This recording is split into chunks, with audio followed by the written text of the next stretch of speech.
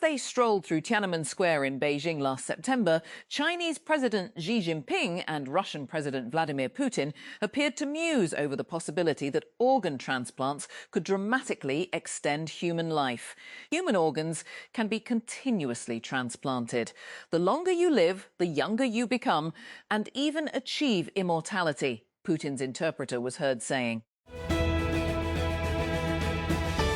A 25-year-old man has been arrested on suspicion of killing his parents and injuring 4 others in a mass shooting in southern Spain. Police have said. Authorities said the shooting was reported at 23 local time, 22 BST, on Monday in the small town of El Ejido near Almeria. Armed men abducted 39 students and 7 teachers in an attack targeting several schools in Nigeria's southwestern Oyo state last week. Officials and a Christian association have said the attack took place on Friday in a Horo SNLA community in Oriaya district, targeting a secondary school and 2 primary schools, officials said on Monday. 2 teenage gunmen opened fire at a mosque in San Diego on Monday, killing 3 men before later killing themselves, according to police. Authorities said the attack at the Islamic Center of San Diego is being investigated as a possible hate crime. With UK Prime Minister Keir Starmer under pressure from within his own party to announce his resignation, Manchester Mayor Andy Burnham has announced an ambitious plan of his own to win a parliamentary seat in the northern English town, Ashton in Makerfield. According to his supporters, he is the best candidate to replace Starmer by the time of the Labour Party's next annual conference in September. At least 10 people have died after heavy rains caused widespread flooding and landslides across southern and central China. The China Meteorological Administration, CMA, maintained elevated orange alerts on Tuesday for heavy rain and severe stormy weather, warning that the huge precipitation system has entered its strongest, most destructive stage. Senate Standing Committee on National Heritage and Culture has expressed serious concern over poor maintenance, security lapses and cleanliness issues at the mausoleum of Muhammad Ali Jinnah in Karachi. During a meeting chaired by Hidayatullah Khan at Parliament House, committee members highlighted multiple issues at the mausoleum premises, including the presence of drug sellers, theft of fencing materials and illegal encroachments in the form of shops. Pakistan Medical and Dental Council has announced the schedule for the Medical and Dental Colleges Admission Test, MD-CAT 2026, through an official public notice issued on Monday. According to the notice, the MD-CAT 2026 examination will be conducted across the country on Sunday, August 16, 2026. The Sindh Assembly has passed the Domestic Workers Welfare Bill 2025, introducing legal protections and formal employment safeguards for household workers across the province. The bill, which will become law after the Governor's assent, defines a domestic worker as any person employed to perform household work. It sets clear rules regarding working hours, leave, medical care and employment conditions. Workers employed under Punjab Chief Minister Mariam Nawaz's Suthra Punjab programme staged a protest outside the Deputy Commissioner's office in Nankana over delayed salaries. According to reports, sanitation workers, including women staff and supervisors, gathered at the site carrying brooms, shovels and pails while demanding payment of pending wages before Eid. Pakistan's National Assembly has become the country's first AI-enabled assembly after Speaker of the National Assembly Sardar Ayaz Sadiq formally launched the AI-enabled Speaker's office during a soft launch ceremony held at Parliament House. The initiative was developed by the National Information Technology Board and aims to transform parliamentary operations through artificial intelligence, paperless governance and secure digital systems. In India, state fuel retailers raised petrol and diesel prices by less than ₹1 per litre on Tuesday, the second increase in a week to recover some losses from high crude prices resulting from the Iran war. After the rise of roughly 0.9 Indian rupees, 0.0093, consumers will pay 98.64 Indian rupees for a litre of petrol in New Delhi and 91.58 Indian rupees for a litre of diesel, dealers said. Prices vary across the country because of regional taxes. Head of the World Health Organization on Tuesday expressed concern at the speed and scale of the Ebola outbreak in Central Africa, declared a continental emergency as the number of deaths in the Democratic Republic of Congo, DRC, jumped to 131. The toll from the Ebola outbreak in the DRC has risen to an estimated 131 deaths from 510 suspected cases, Health Minister Samuel Roger Kamba said. There has also been one death in neighboring Uganda. A rare strain of Ebola has prompted the World Health Organization, WHO, to declare a public health emergency of international concern. Most of the cases have occurred in the Democratic Republic of Congo, with more than 100 suspected deaths and nearly 400 suspected infections as of Monday. Here is what we know about this strain of the Ebola virus, known as Bundibugyo. United States President Donald Trump said he postponed a planned attack on Iran after requests from the leaders of Qatar, Saudi Arabia and the United Arab Emirates, adding that serious negotiations are now taking place behind the scenes. The comments suggest renewed diplomatic efforts are underway amid weeks of escalating tensions between Washington and Tehran. A Russian attack has damaged port infrastructure in Ukraine's Danube River port city of Izmail, a vital grain export hub, while Russian authorities said they had downed 4 Ukrainian drones headed towards Moscow. As peace efforts remain stalled and both sides continue reciprocal attacks, Izmail in the Odessa region is a frequently targeted logistical centre and was hit in the early hours of Tuesday. It is Ukraine's largest port on the Danube.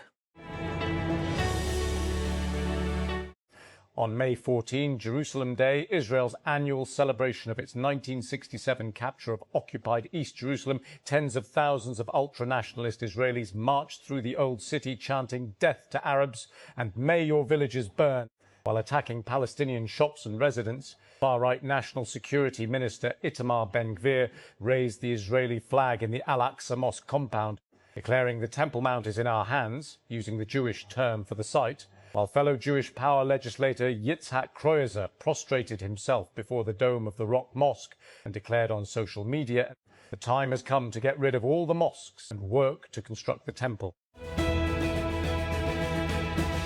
Workers at the SoFi Stadium in Los Angeles have decided to go on strike if federal immigration enforcement agents are deployed at the venue when it hosts FIFA World Cup matches in June and July. The unit, here Local 11, a labor union representing some 2,000 hospitality employees, on Monday demanded federal guarantees that Immigration and Customs Enforcement, IC, would not be used during the matches scheduled at the stadium.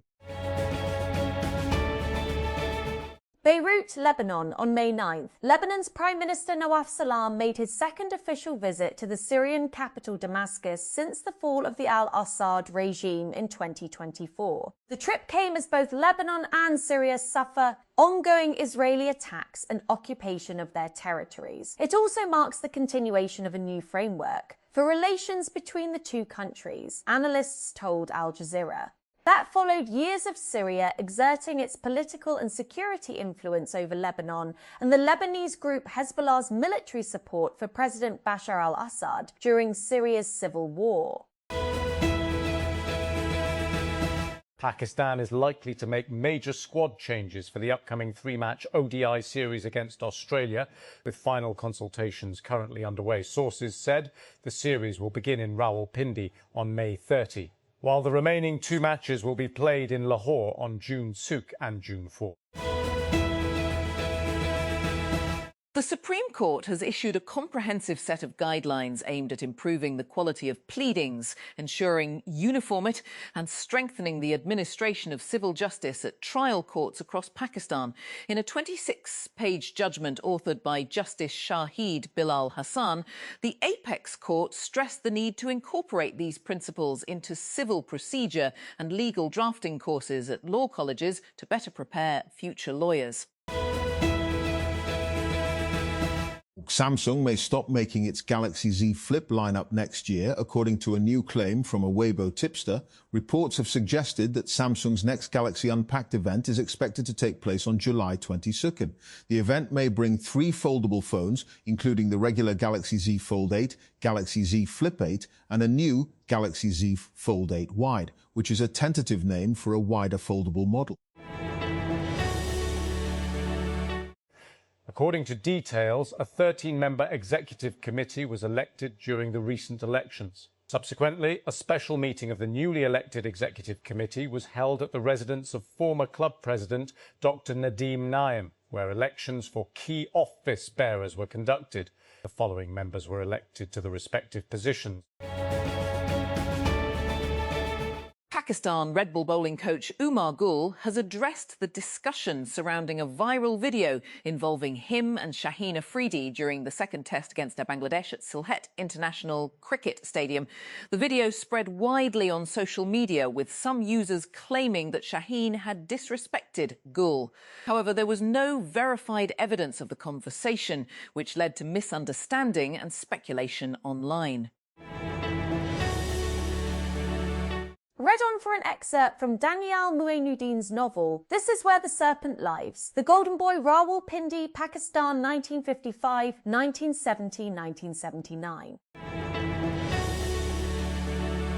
9-year-old Odai Shana, whose mother emigrated from war-torn Gaza and settled in Southern California 2 decades ago, was among dozens of children forced to huddle in classrooms on Monday when deadly gunfire erupted at the mosque where they attend school. In an interview hours after the late morning shooting at the Islamic Center of San Diego, Shana recalled hearing a barrage of gunshots coming from outside the walls of the complex, which also houses an Islamic day school.